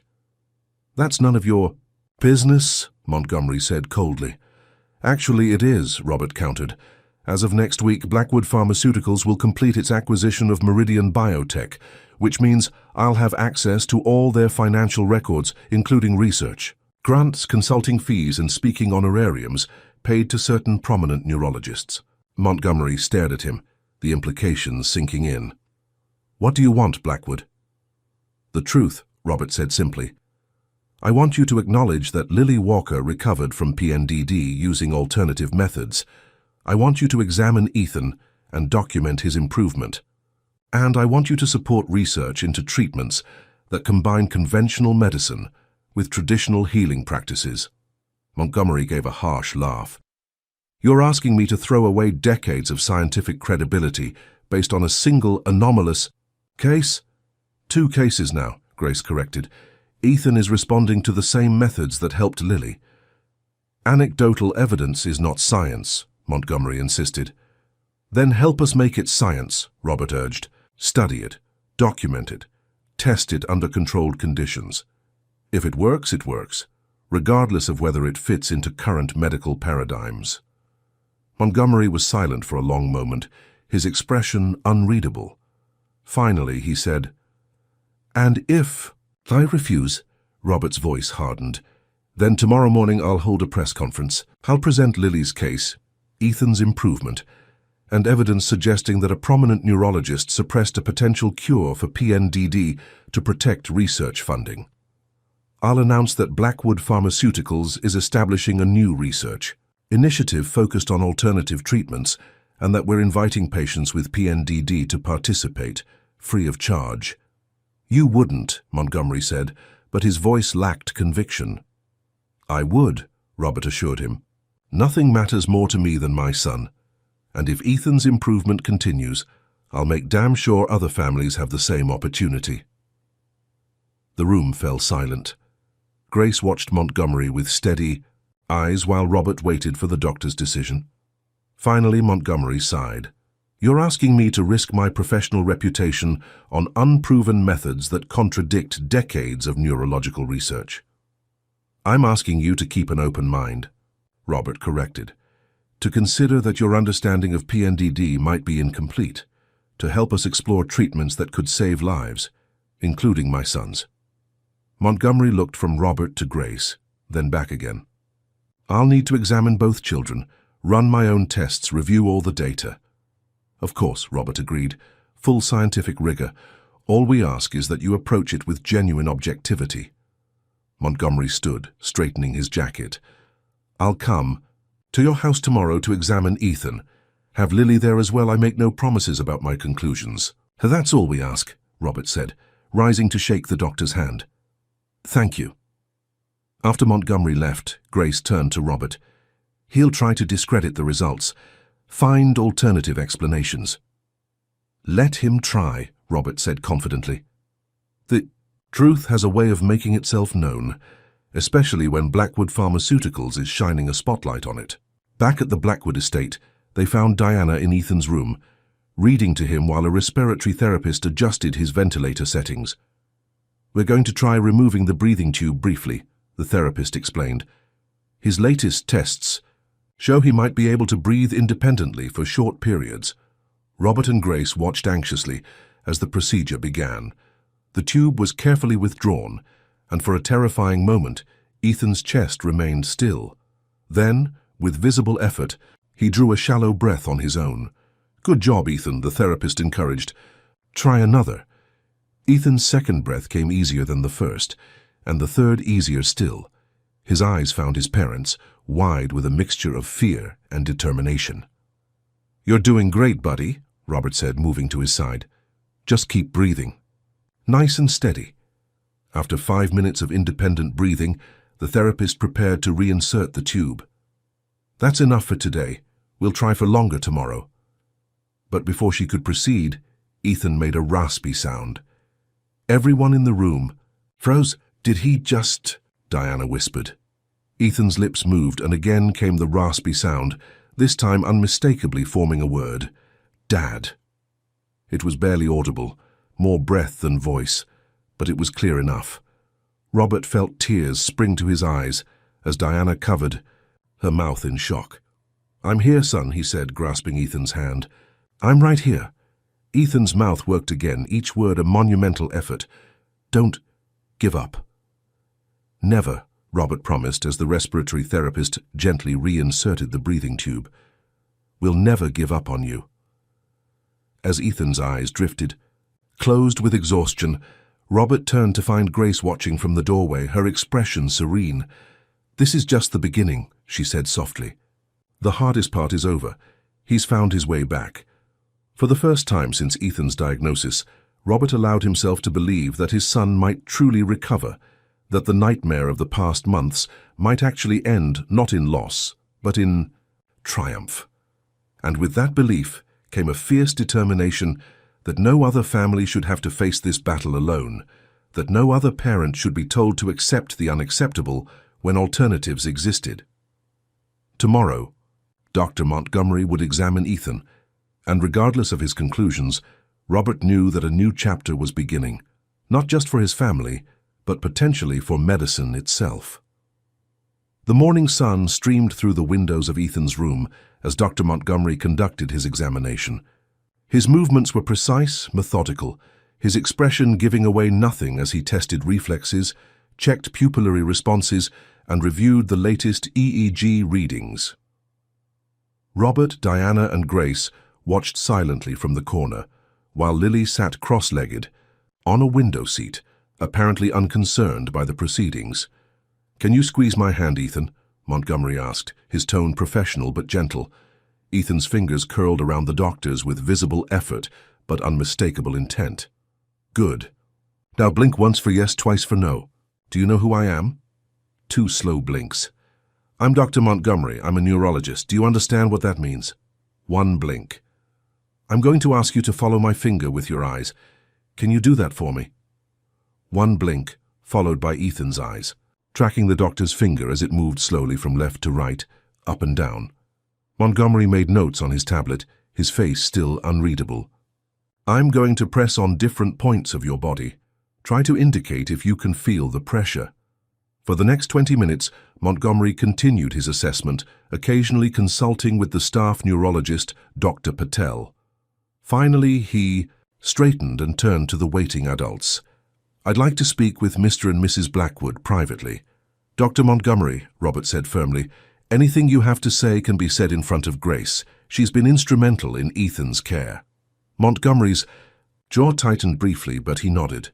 Very well. Based on my examination and review of Ethan's recent tests, I can confirm significant neurological improvement compared to his condition 4 weeks ago.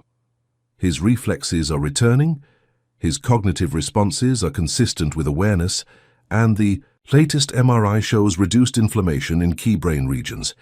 And your conclusion, Robert pressed. Montgomery hesitated. It's unprecedented. PNDD is considered irreversible once it reaches advanced stages. The established medical literature contains no documented cases of functional recovery after complete paralysis and respiratory dependence. Except Lily, Grace said quietly. Yes. Montgomery turned to look at the girl by the window. Which brings me to my next point. I've reviewed Lily's original files again, including the initial diagnosis and subsequent tests. I must acknowledge that the evidence supports a correct initial diagnosis of PNDD. The admission seemed physically painful for him to make. Then, you agree she recovered from an incurable condition? Diana asked. I agree that she experienced a remission that cannot be explained by current medical understanding, Montgomery said carefully. Whether that remission can be attributed to Ms. Walker's methods remains scientifically unproven. Yet those same methods appear to be helping our son, Robert pointed out. Montgomery sighed. Mr. Blackwood, correlation is not causation. Ethan is receiving excellent conventional medical care alongside these alternative approaches. It's impossible to determine which factors are responsible for his improvement. Then why hasn't conventional care alone produced similar results? In other cases, Grace challenged. I don't have an answer for that, Montgomery admitted, which is why I believe further study is warranted. Robert exchanged a surprised glance with Diana. You're proposing research into alternative treatments? I'm proposing rigorous scientific investigation into unexplained recoveries, Montgomery corrected. If there's even a remote possibility that certain non-conventional approaches might benefit PNDD patients, we have an obligation to explore it, using proper methodology and controls. I agree completely, Robert said. In fact, I've already instructed my legal team to establish a research foundation dedicated to exactly that purpose. Montgomery's eyebrows rose. I see. And I suppose you'll want my cooperation. Your expertise would be valuable, Robert acknowledged, as would your influence in the neurological community. The doctor was silent for a long moment, visibly weighing his options. Finally, he nodded. I'll contribute in an advisory capacity, but I want it clearly understood that I'm not endorsing these methods, merely advocating for their proper scientific evaluation.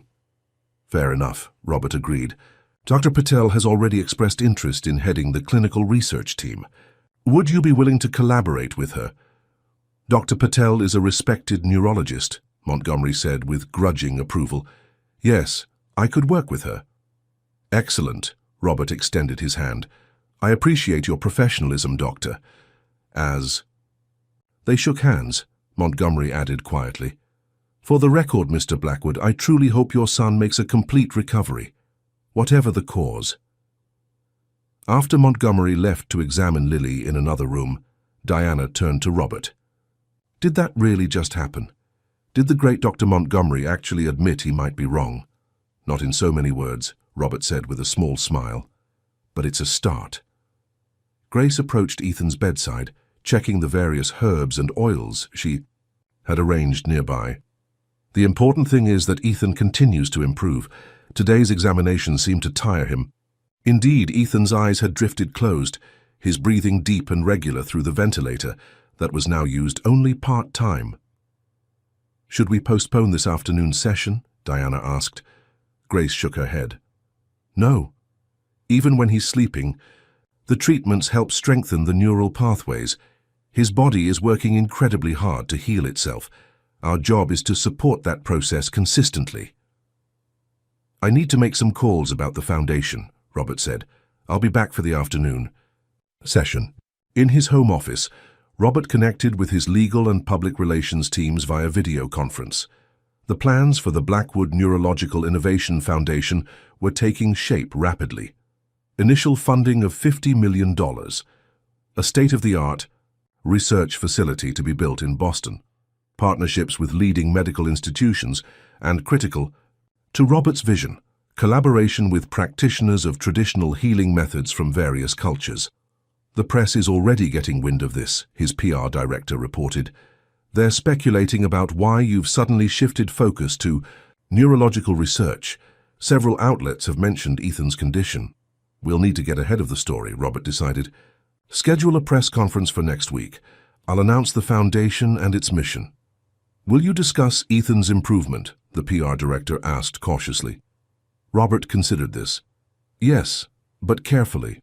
I don't want to create false hope for other families, but I do want to make it clear that we're exploring promising new approaches to PNDD treatment." "And Dr. Montgomery? Will he participate?" "I believe he will," Robert said. "He has too much to lose by opposing us now." After the meeting concluded, Robert sat at his desk staring at a photo of Ethan from last summer. Healthy, vibrant, his smile wide as he held up a trophy from his basketball tournament. It seemed both a lifetime ago and just yesterday. A knock at the door interrupted his thoughts. It was Lily. "Dr. Montgomery finished examining me," she said, entering without waiting for an invitation. "He asked a lot of questions about what my mom did to help me get better." "And what did you tell him?" Robert asked, gesturing for her to sit. Lily shrugged.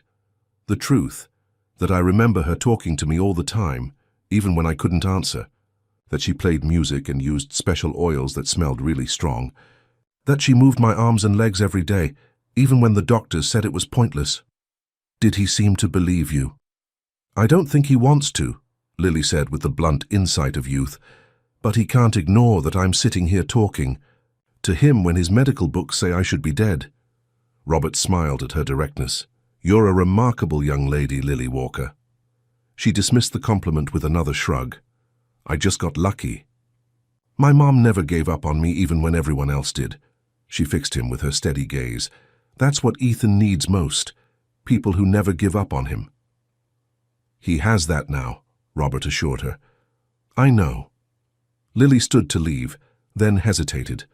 "Mr. Blackwood, when Ethan gets better, can we still be friends? I don't know many kids who've been through what we have."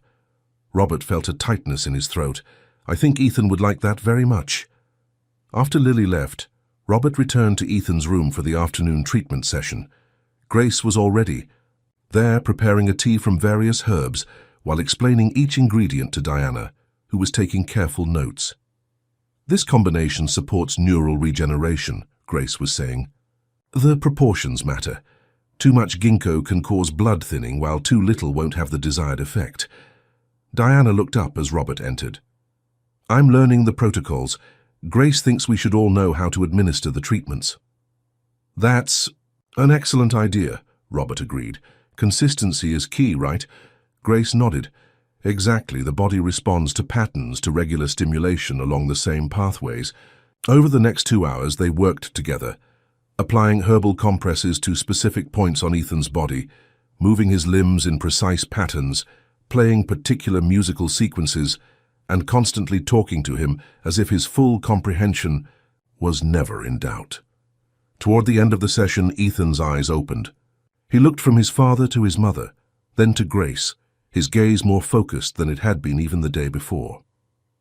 "How are you feeling, buddy?" Robert asked. Ethan's lips moved, and Grace quickly removed the ventilator tube that was now used, only intermittently. "Tired," Ethan whispered, his voice hoarse from disuse. "But better." Diana's eyes filled with tears. "You're doing so well, sweetheart. Everyone is amazed by your progress. Ethan's gaze moved to Grace. Thank you, he managed, the words barely audible but distinct. Grace smiled. You're doing all the hard work, Ethan. I'm just showing you the way. After replacing the ventilator tube to give Ethan's struggling lungs a rest, Grace began packing up her supplies. He's making remarkable progress. If this continues, he might be able to breathe without assistance for longer periods within a week. And movement? Mobility? Robert asked. That will take longer, Grace cautioned. The neural pathways to his extremities were more severely damaged. But with consistent treatment and physical therapy, I believe he'll regain significant function. Define significant, Diana pressed. Grace considered this. Based on Lily's recovery pattern, I would expect Ethan to regain upper body mobility. First, arms, hands, head, facial expressions. Lower body will be more challenging. He may need assistance walking for some time. But he will. Walk again? Robert asked. I believe so, Grace said. Lily was using a walker at 6 months, taking independent steps at 9 months, and running by the 1-year mark. Diana exhaled slowly. A year ago, we were told he'd never move again. Now we're discussing when he might run. Medicine doesn't have all the answers, Grace said simply. Neither do traditional methods. The truth is that the human body has remarkable healing capacities that we're only beginning to understand. That evening, after Grace and Lily had gone home, Robert and Diana sat together in Ethan's room. Their son slept peacefully, his breathing stronger, his color better than it had been in months. I spoke with Harrison today, Diana said. He's requested Ethan's recent test results from Dr. Patel. And? He was speechless. Said he's never seen anything like it. Diana's voice was soft. He asked if he could visit to see for himself. Of course, Robert agreed. The more medical witnesses to Ethan's recovery, the better. They sat in companionable silence for a while, watching their son sleep. Despite their divorce years earlier, Ethan's illness had brought them together in a way neither had expected. Not as husband and wife again, but as partners united by love for their child. I've been thinking, Diana said finally, about the foundation you're establishing. What about it? It needs a legal director, someone to navigate the regulatory challenges, the medical ethics committees, the inevitable resistance from pharmaceutical companies with competing interests. Robert looked at her with surprise. Are you offering? I am. Diana met his gaze steadily. This is important, Robert. What's happening with Ethan could help countless other families. I want to be part of that. You'd leave your firm? Corporate? Law has been your life for 20 years. Priorities change. Diana's eyes drifted to Ethan, nearly losing him. It puts everything in perspective. Robert nodded, understanding completely. The foundation would be lucky to have you. Over the next week, Ethan's improvement continued to astonish his medical team. He was now breathing without assistance for hours at a time. He could move his fingers and hands with increasing control. His speech, though still halting, grew stronger daily. Dr. Harrison visited and left visibly shaken by what he'd witnessed. Dr. Montgomery returned with 2 colleagues from the neurological department at Harvard Medical School, all of whom documented Ethan's responses with a mixture of scientific interest and barely concealed amazement. On the morning of the scheduled press conference, Robert entered Ethan's room to find his son sitting up in bed, supported by pillows, but maintaining his position with visible determination. Look at you, Robert said, his voice thick with emotion, sitting up like a champ. Wanted to surprise you, Ethan managed, his speech slow but clearer than it had been. Consider me surprised. Robert sat beside the bed. Listen, buddy. I'm holding a press conference today about the new foundation we're creating. Reporters are going to ask about you. Ethan nodded slowly. Tell them, I'm fighting. I will. Robert hesitated. I was also thinking, if you feel up to it, maybe we could let them see you, just briefly, by video, to show the world what's possible. Ethan considered this. Will it help other kids? I believe it will, Robert said. Seeing is believing. When other families with PNDD see you sitting up talking, it could give them hope. Then yes, Ethan decided, show them. 2 hours later, Robert stood before a crowd of reporters in the Blackwood Pharmaceuticals headquarters downtown. Beside him at the podium stood Diana, Grace, and Dr. Montgomery, a united front that would have seemed impossible just weeks earlier. "Thank you all for coming," Robert began. "Today I'm announcing the establishment of the Blackwood Neurological Innovation Foundation with initial funding of $50 million. Our mission is to explore new approaches to treating previously incurable neurological conditions with an initial focus on progressive neural degenerative disorder." The reporters scribbled notes and snapped photos as Robert continued. "This foundation will bring together conventional medical expertise and traditional healing methods in a rigorous scientific framework. Our goal is not to replace modern medicine, but to enhance it, to expand our understanding of what's possible when we approach healing with open minds." A reporter raised her hand. "Mr. Blackwood, is it true that this initiative was inspired by your son's condition?" Robert nodded. "Yes. 4 months ago, my son Ethan was diagnosed with PNDD. Like many parents in that situation, we were told to prepare for the inevitable, that there was no hope for recovery." He paused, steadying his voice. "Today I'm pleased to report that Ethan is defying those predictions. Through a combination of excellent medical care and alternative therapeutic approaches, he is showing significant improvement." The room erupted with questions. Robert held up his hand. "Rather than try to describe Ethan's progress, I'd like to show you." He nodded to a technician who activated a large screen behind the podium. Ethan appeared, sitting up in his bed. The ventilator tube was absent, and though he looked thin and pale, his eyes were alert and focused. "Hi," he said, his voice soft but clear. "I'm Ethan Blackwood. 4 months ago, I couldn't move or breathe on my own. The doctors said I'd never get better." He paused, gathering strength. "They were wrong. I'm getting stronger every day. And I want other kids with PNDD to know that they can fight too. Don't give up." The room fell silent as the video ended. Then, slowly, the reporters began to applaud. When the noise subsided, Robert continued, "The Blackwood Foundation will bring together the best of conventional medicine and traditional healing practices. Dr. Lawrence Montgomery, one of the country's leading neurologists, has agreed to serve on our scientific advisory board." Montgomery stepped forward. "As scientists, we must follow the evidence, even when it challenges our assumptions. What we're witnessing with Ethan Blackwood and other patients suggests there are aspects of neurological healing that we don't fully understand. The Foundation will apply rigorous scientific methods to investigate these phenomena." A reporter called out, "Dr. Montgomery, are you saying that folk remedies can cure PNDD?" Montgomery's expression tightened, but he answered diplomatically, "I'm saying that we've observed neurological improvements that current medical models cannot explain.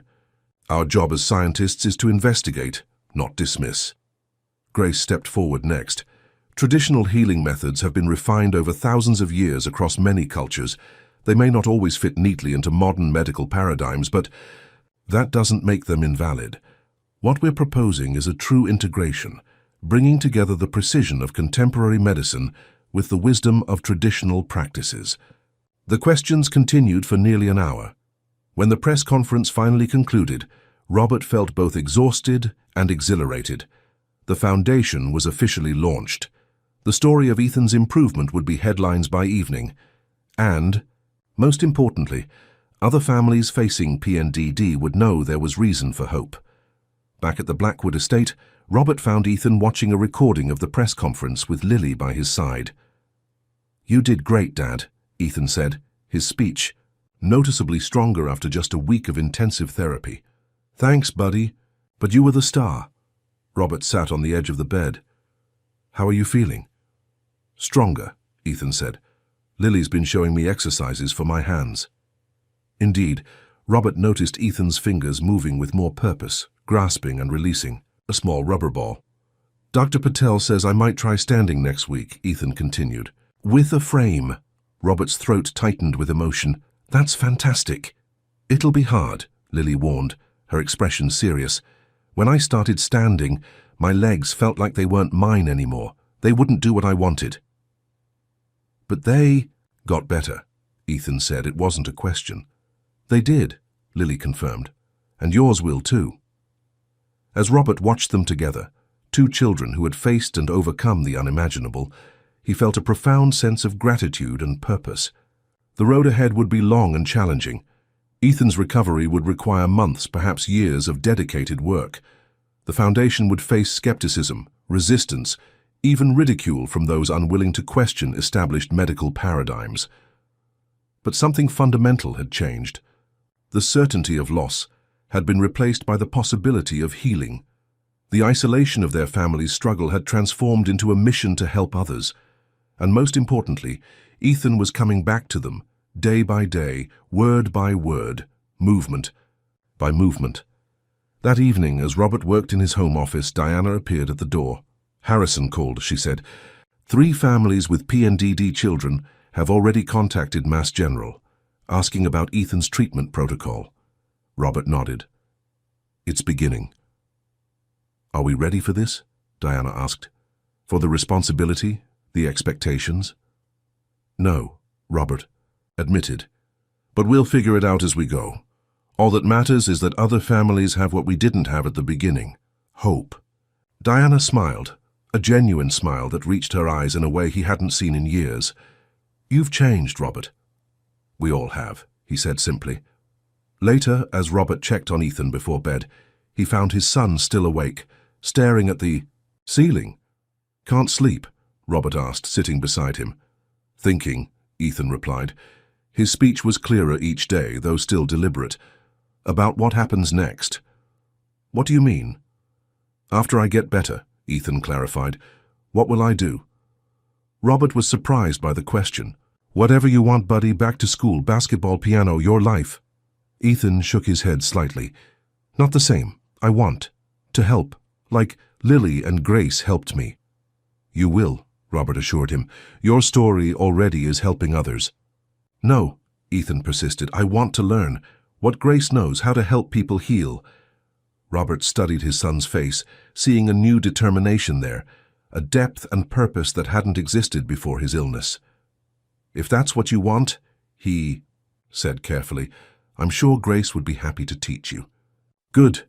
Ethan's eyes were growing heavy with sleep, because now I know why this happened. Why what happened? My illness, Ethan murmured, drifting toward sleep. So we could help others, so they wouldn't be alone. As his son fell asleep, Robert sat in the darkened room considering Ethan's words. He had spent months raging against the unfairness of his son's illness, questioning why such a terrible thing would happen to an innocent child. He still had no answer to that question. But perhaps Ethan was right about what came after, about finding meaning and purpose in the experience, about using their journey to light the way for others. Tomorrow would bring new challenges, more therapy for Ethan, organizational work for the foundation, inevitable scrutiny from the medical establishment. But for the first time in a very long time, Robert looked toward the future not with dread, but with anticipation. The impossible had already happened. His son was coming back to life. What other miracles might be possible if they simply refused to accept the limitations others placed on healing? As he left Ethan's room, Robert paused in the doorway, watching the steady rise and fall of his son's chest, breathing on his own, growing stronger each day. Some would call it a miracle. Others would search for scientific explanations. Robert no longer cared what it was called. All that mattered was that it was real, it was happening, and soon, because of their experience, it would be happening for others too. 6 months later, the Blackwood Neurological Innovation Center stood completed on the outskirts of Boston, a striking modern building of glass and sustainable materials, surrounded by healing gardens and peaceful walking paths. Inside, traditional medicine and alternative therapies existed side by side, neither dominating the other, both focused on a single goal, healing what conventional wisdom deemed unhealable. Robert stood at the floor-to-ceiling windows of his office, watching patients and their families enjoy the gardens below. The spring weather had brought blooms to the carefully designed landscape, a fitting metaphor for the new beginnings happening inside the center's walls. A knock at his door announced Diana's arrival.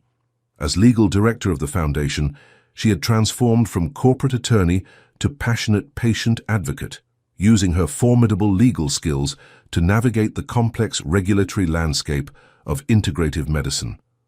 "The Board of Medical Examiners just approved our expanded practitioner program," she announced triumphantly. "Traditional healers can now work alongside physicians with full recognition of their contribution to patient care." "That's wonderful news," Robert said. "How did Montgomery take it?" Diana smiled. "He presented the neurological data himself, said the results were compelling enough to warrant a re-evaluation of conventional treatment paradigms." "High praise from Lawrence Montgomery," Robert laughed. 6 months ago, he would have dismissed it all as placebo effect and coincidence. "People can change when confronted with undeniable evidence," Diana said. "Speaking of which, have you seen Ethan today?" "Not yet. He had an early therapy session with Grace." "You should go down to the rehab gym," Diana suggested, her eyes twinkling. "I think you'll want to see this." Curious, Robert made his way through the center's bright corridors. Staff and patients greeted him warmly as he passed. What had begun as a personal mission to save his son had expanded into something far greater, a revolutionary approach to neurological treatment that was already changing lives.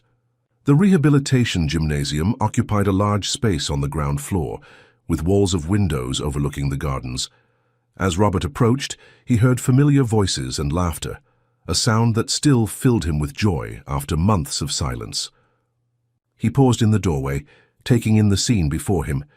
Ethan stood in the center of the room, supported on one side by a walker and on the other by Lily. His movements were slow and deliberate, but unmistakably purposeful as he took one careful step after another. Grace walked behind them, offering quiet guidance. "Lift from the hip, Ethan. Feel the floor with your whole foot. That's it." Robert watched, his heart swelling with pride and gratitude as his son completed a full circuit of the room. Ethan's face showed concentration and determination, but also unmistakable triumph. "Dad!" Ethan called out, spotting him in the doorway. "Look, 6 steps without stopping." "I see that," Robert said, entering the room. "That's incredible progress." "We're getting stronger every day," Lily said. And Robert noted her use of we rather than he. The bond between the two children had grown deep over the months of shared experience. Grace approached Robert with a satisfied smile. His neural pathways continue to regenerate. The combination of traditional stimulation techniques and Dr. Patel's targeted stem cell therapy is showing remarkable results. The integration of Grace's methods with cutting-edge medical treatments had become the hallmark of the center's approach. Dr. Patel, now the center's medical director, had embraced the collaboration with enthusiasm, developing protocols that merged the best of both worlds. Dr. Montgomery wants to feature Ethan's case at the International Neurology Conference next month, Grace added, along with 3 other children who've shown similar improvement. Robert nodded. "Will you present with him?" "Yes, a joint presentation on integrative approaches to PNDD.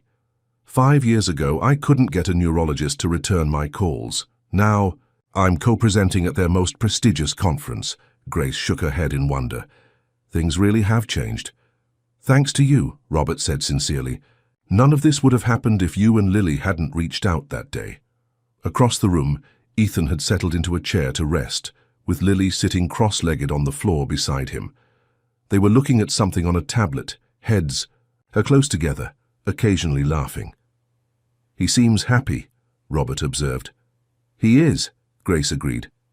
"Despite everything he's been through, or perhaps because of it, he has a depth of appreciation for life that most people never develop." "He talks about becoming a healer," Robert said. "He wants to learn your methods." Grace nodded. He has a natural gift for it. The intuitive understanding of energy and connection.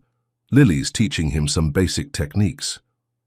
And how is Lily adjusting to her new school? Robert asked. After Ethan's recovery had begun, Robert had offered Grace a position as the center's Director of Integrative Therapies, with a salary that allowed her to move to a comfortable home in a good school district. Lily now attended the same private academy, where Ethan would return next fall. She loves it, Grace said, especially the science program. She wants to become a neurologist, can you believe it? To combine traditional healing with modern medicine. From the beginning.